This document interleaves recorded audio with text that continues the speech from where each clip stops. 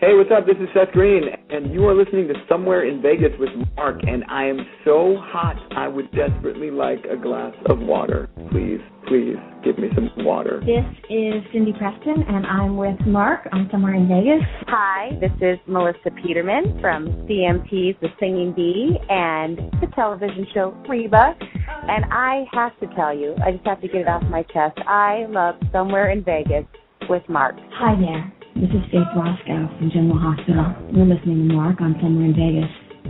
And you better watch out. We know how to find you if you're not listening. Hi, this is Shannon Egan from Whippet, and I love Somewhere in Vegas with Mark. Hey, this is Lee Allen Baker with Somewhere in Vegas, talking with Mark with a Q. This is Courtney Cronin. You're listening to Somewhere in Vegas with your host, Mark, and I would make sure to listen every week because he's a sure bet. Hey, this is the Money Man, Eddie Money. I got 2 tickets to Paradise, and it's, you know what? It's Somewhere in Vegas. And what happens in Vegas stays in Vegas. Hi, this is Crystal Gale, and I love Somewhere in Vegas with Mark. Hi, this is Terry Nunn from Berlin, and you're listening to Mark Somewhere in Vegas. Hi, this is Miracle Laurie from Joss Whedon's Dollhouse. There are 3 flowers in a vase, and I'm listening to Somewhere in Vegas with Mark. Hi, this is Erin Hill, and you are listening to Mark on Blog Talk Radio and Somewhere in Vegas. Mark is a great guy. Hi, this is Sean Pulaski. I'm still trying to figure out Mark Pico's sexuality, but I know you're listening to Somewhere Live in Vegas. Here you go, Mark. I'm sorry. I thought you were she. I'm sorry. Get out of the tent. Let's get out of here. Hey, this is Lance and Anna from Free Radio. And Anna? And you're listening to Somewhere in Vegas. Yes. My favorite. You know, that's usually what happens with me. I go to Vegas and I get lost, and so I end up somewhere in Vegas. Somewhere in Vegas. But right. I just don't know where it is. Not quite sure. Yeah, word. Get ready. It's going to be hot. It's in Vegas. Check out Mark. Be there or be square.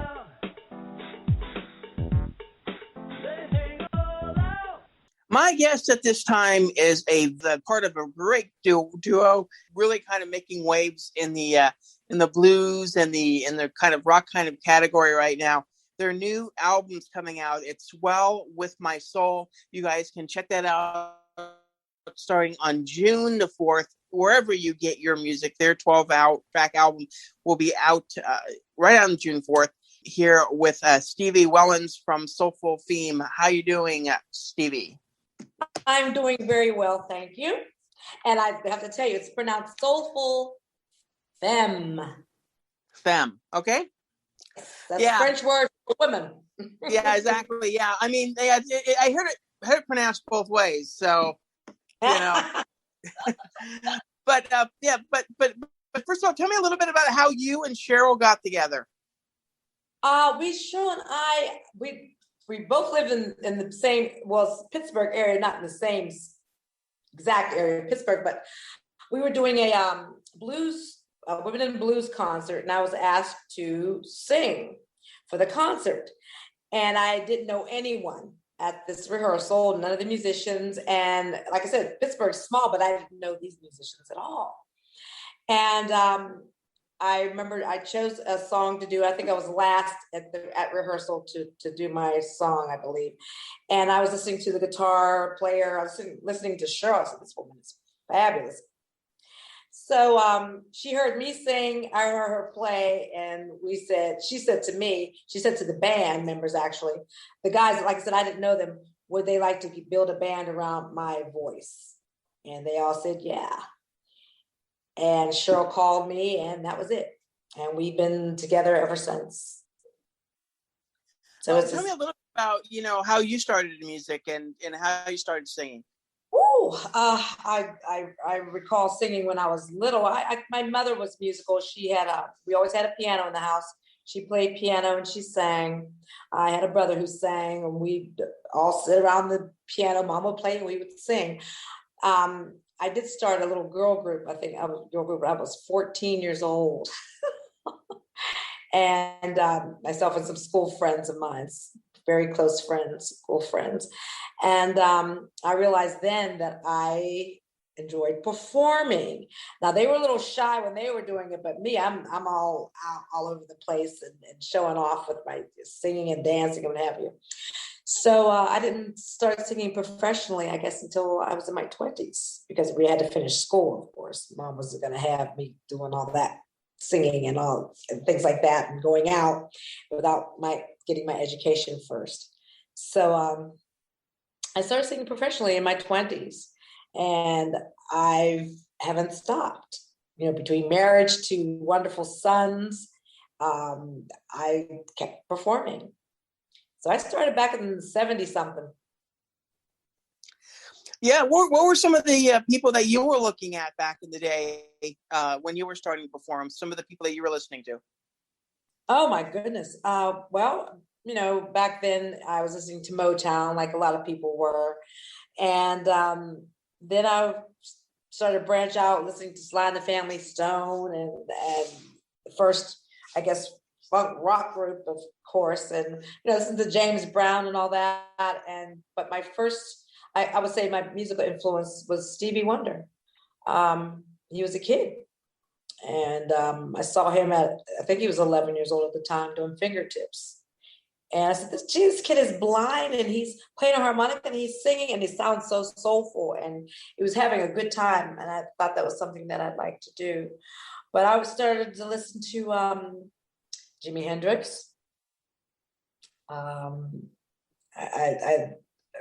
fell in love with him, and that opened my, I guess, my music brain or heart to all different types of music. And because he just spoke to me in a lot of ways. So I started listening to, I have a lot of female influences as well. Aretha, like everyone else, Gladys Knight and Chaka Khan, and another one was, what was that lady's name? Sound of Music, Julie Andrews. I loved her voice. It was a trained classical voice, and I loved it, the purity of her voice.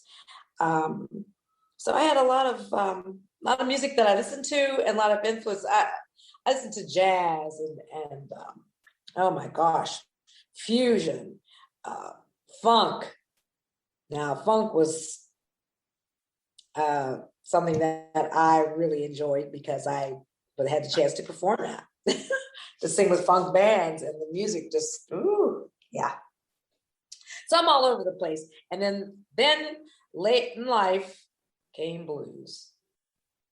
Ta-da. And blues rock. And Cheryl actually,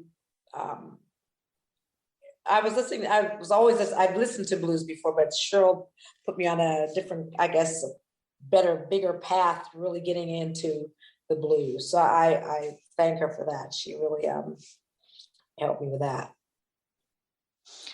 Obviously, with your singing, your singing has probably matured a little bit. And, how is it for you to kind of, go into different genres, sing for different genres, sing for funk versus singing for like blues and blues rock right now? And, how's that experience to be able to kind of stretch your vocal talents, as it were? Well, yeah, I guess I take from everything that I've learned throughout the years that I've and put it all together. And I want to have, to have my own sound, I guess you'd say. Having that experience doing those different types of genres of music actually got me in the recording studio a lot. Singing for other people, mostly background vocals, but it helped me round myself out musically and spiritually. Go figure. But singing, actually listening to different vocalists, how they felt, how they emoted their the songs that they wrote. Or they performed. And that has actually helped me, I guess, with everything that I've done on stage, in the recording studio. I've seen them give me their heart, the other artists, they put it all out there, they put themselves out there, and I do the same thing. And I think singing different types of music actually helped me to find my voice, to find my own sound, my own voice. And speaking of the studio, tell me a little bit about your first experiences in the studio. And, obviously, being a background vocalist, you probably don't get as much, time as maybe some of the bigger performers. But, just having that time in the studio and how that's helped out, especially, when you're starting to do your own material. Ooh, well, when I started, the first time I sang in a studio, I'm trying to remember, it was a while back. A friend of mine put me on, asked to try this, and I was green. I mean, really green as far as listening to myself and recording in the studio. I had no idea what I was doing. But they worked with me, and I got this, it was a little commercial out. I had a chance to do a first time singing with somebody, my brother, and I listened to myself, and my voice sounded so squeaky and just horrible. But learning to understand that being in the studio is different than trying to do a live show, and the things that you have to do differently vocally, breathing. They hear everything. If you mess up, you hear everything. So that was always a challenge for me, just to do that and to get proficient at it. The thing is, the trick is, for some, is to sing it and not have to do it a lot of times because you try to stay on key. And that was I had a problem with that before, but now I do not. So, and that got me a lot of work. Doing takes, people asked me to come in. Now people are asking me to come in and just lay feels on a lot of songs. Feels, little this, that, little sprinkling of this, that, and the other on a song, and little icing on a little bit of the cake, I guess you'd say. And the thing is, you just have to be right on. You have to be right on point. So recording was something that was something that I always wanted to do,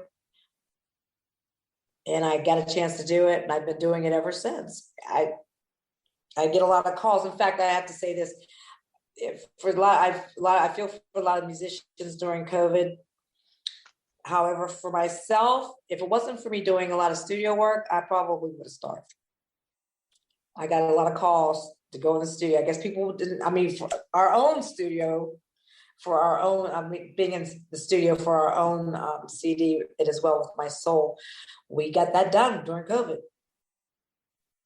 So during the pandemic. Yeah, a lot of musicians that have been on my show have used the time to really get an opportunity to kind of go in studio, write music, and kind of get some stuff out while things are starting to open up a little bit. I know here in Vegas it's starting to open up, and we're going to have pretty much fully open in June, right around June 15th. So we're getting a lot of our artists back again. So it's kind of an interesting thing, I know, but people have been anxious to kind of go and perform. I believe you said that you were out performing actually the past couple months, correct? Yes, we have been. We've been lucky to do that. Now, a lot of the venues are opening up, but they can only afford. A lot of them can't afford a full band, because we do have a band and we have our duo. The duo has been working a lot. Just the two of us, Cheryl and myself, have been working a lot, doing the small venues. We had to do the COVID protocol, wear your mask, but on stage, we didn't have to. And a lot of people were hiring here in Pittsburgh. I guess some people wanted some kind of normal. People wanted to hear music, and they didn't. A lot of us took it for granted. A lot of people took the music business for granted until they realized there was no music going on, and people we have to hear some music. Oh, we're so happy that we needed music. We need it. Well, we were happy to provide that. I felt bad for the larger bands because I will say this, last year when it really hit all of the